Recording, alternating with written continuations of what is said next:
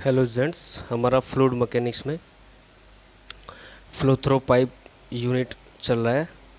अब उसमें हम आगे पढ़ेंगे हाइड्रोलिक ग्रेडियंट लाइन या द्रव्य ढाल रेखाएं, स्थैतिक शीर्ष यानी स्टैटिक हेड तथा दाब शीर्ष यानी प्रेशर हेड का जो योग होगा किसी आधार रेखा से हम अगर माने और उन मानकर इन दोनों का जो शीर्ष का या इन दोनों हेड का जो योग होगा वो हमारी द्रव्य ढाल रेखा कहलाती है, जिसे हम HGLB शॉर्ट फॉर्म में लिख देते हैं, यानी hydraulic gradient line.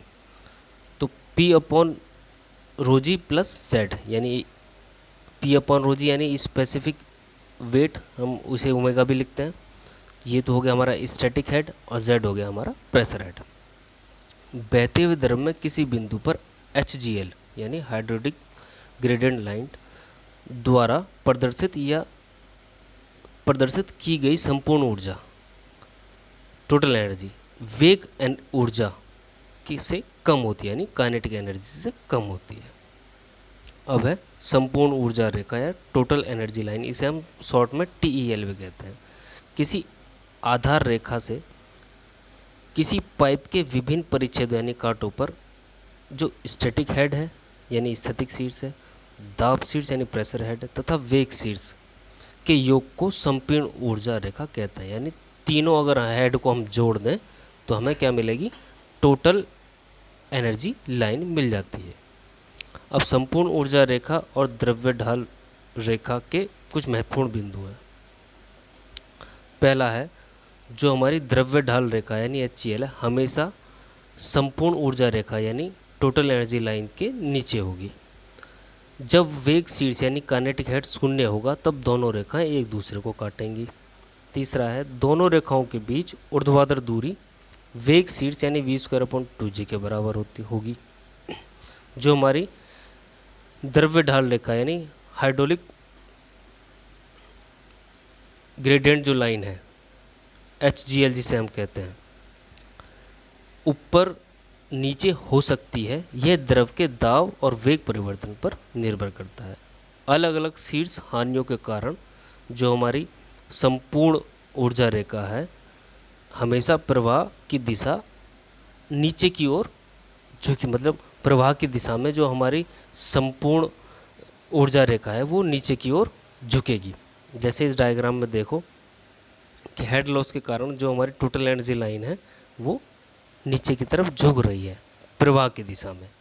Hydraulic gradient line यानी HGL नीचे है और टोटल एनर्जी लाइन ऊपर है। और जो हमने ऊपर पढ़ा है कि इन दोनों के बीच का जो डिफरेंस होगा वो होगा v²/2g यानी वेग शीर्ष के बराबर। अब है वाटर हैमर यानी जल आघात। किसी पाइप में प्रवाहित होने वाले द्रव में संवेग यानी मोमेंटम प्रवाह वेग v के कारण उत्पन्न होता है। अब यदि प्रवाह हो रहे द्रव या पानी को अचानक पाइप में लगे वाल्व से बंद कर दिया जाए, यानी पाइप का जो वाल्व है वो बंद कर दें, तो पानी का या द्रव का वेग शून्य हो जाता है, जिसके कारण उसका जो संवेग भी नष्ट हो जाएगा तथा वाल्व पर बहुत अधिक दाब पैदा होगा, क्योंकि अब संवेग तो हो नहीं रहा, सारा बंद हो गया, तो वहाँ प्रेशर बढ़ेगा। फिर पाइप में दाब तरंगे या कंपन धाराएं उत्पन्न हो जाएंगी, इससे अब दाब तरंगे उत्पन्न होंगी। इन्हीं दाब तरंगों या कंपन धाराओं के कारण पाइप में कुछ ठक ठक की आवाज़ सुनाई पड़ती है, यानी कोई ऐसे साउंड होता है जो अनप्लीजेंट साउंड जिन्हें कहते हैं, उसे हम कहते हैं नॉकिंग साउंड। तथा प्रवाह रुक जाने पर पाइप में एकदम दाब वृद्धि होने लगती है, और इसी द्रव्य जो आकस्मिक दाब वृद्धि हुई इसी को हम जलाघात या वाटर हैमर कहते हैं। जो पाइप में जो जल आघात की जो दाब तीव्रता है वो निम्न बातों पर निर्भर करती है। पहला, पाइपलाइन की लंबाई कितनी है। दूसरा, वाल्व को बंद करने की गति है, क्या तुमने अचानक बंद कर दिया या धीरे धीरे बंद किया। और द्रव तथा पाइप के पदार्थ के प्रत्यास्थ गुणांक यानी इलास्टिक प्रॉपर्टीज़ क्या है जो हमारा पाइप का पदार्थ है। अब इसके लिए हम एक डेरिवेशन करेंगे कि अगर हम वाल्व को धीरे धीरे बंद करें तो दाब की तीव्रता का मान कितना होगा उस वाल्व पर। माना ये टैंक है और बी वाल्व है और एल लेंथ का पाइप है, इस बी वॉल्व को हम धीरे धीरे बंद करेंगे, तब देखेंगे कि जो हमारा प्रेशर है कितना बढ़ेगा। माना द्रव पाइप ए वी से प्रवाह हो रहा है, वॉल्व बी को धीरे धीरे बंद करते हैं।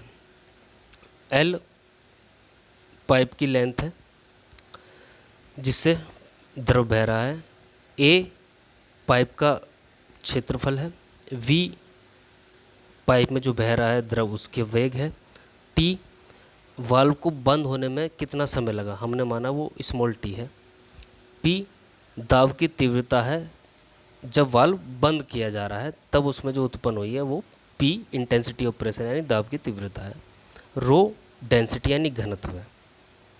पाइप ए बी में जल का आयतन कितना होगा, आयतन हमें पता है एरिया इंटू लेंथ यानी A into L. Pipe A B में जल का द्रव्यमान यानी मास कितना होगा, ए इंटू एल तो हो गया हमारा वॉल्यूम और रो हो गया हमारा डेंसिटी। तो हमें पता है rho is equal to mass upon volume होता है, तो मास क्या हो गया रो इंटू वी, यानी तब मास हमारे यहाँ हमें क्या मिल गया रो इंटू ए इंटू एल। वाल्व को धीरे धीरे बंद करने से प्रवाहित द्रव का वेग कम होने लगता है और टी समय पश्चात द्रव का वेग शून्य हो जाता है, क्योंकि टी समय पश्चात वाल्व पूरा बंद हो गया। तब द्रव के प्रवाह की कमी की दर जो रिटार्डेशन हुआ है, रिटार्डेशन कहते हैं ना हम उसे, जो द्रव का प्रवाह जो कम हो रहा है, तो वो क्या होगा वेग परिवर्तन अपॉन समय यानी चेंज इन वेलोसिटी, वेलोसिटी में जो कमी आ रही है अपॉन टाइम कितने समय में, यानी वी टू क्या होगा V one minus V two upon T, तो वी टू यहाँ पर ज़ीरो है तो वी अपॉन टी, तो F is equal to V upon T, ये हो गया इक्वेशन नंबर अब 2। वाल्व में दाब, अब जो वाल्व में जो दाब है पी जो प्रेशर है वो किसके बराबर होगा, बल अपॉन क्षेत्रफल यानी फोर्स अपॉन एरिया। फोर्स क्या होता है एम इंटू ए, और यहाँ पर हमारा रिटार्डेशन हो रहा है, ए एक्सेलेरेशन होता है और एफ रिटार्डेशन यानी धीरे हो रहा है, तो हम क्या लिखेंगे एम इंटू एफ, तो P is equal to M into F upon A, A area है। अब समीकरण 1 और समीकरण 2 से मान रख लो, समीकरण 1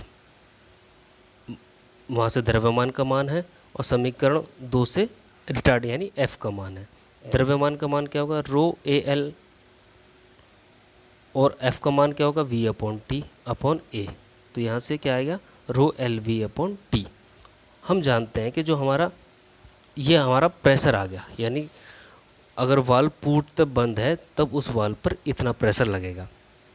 हम जानते हैं कि जो हमारा दाब सीट्स होता है ना प्रेशर हेड एच जो होता है पी अपॉन रो जी होता है, तो यहाँ पर हम पी की जगह rho L V upon T रखेंगे, तो H is equal to rho L V upon rho G T, तो यहाँ पर जो हमारा हेड आया प्रेशर हेड वो आ गया L V upon G T, ये हो गया हमारा आंसर, प्रेशर हेड हो गया।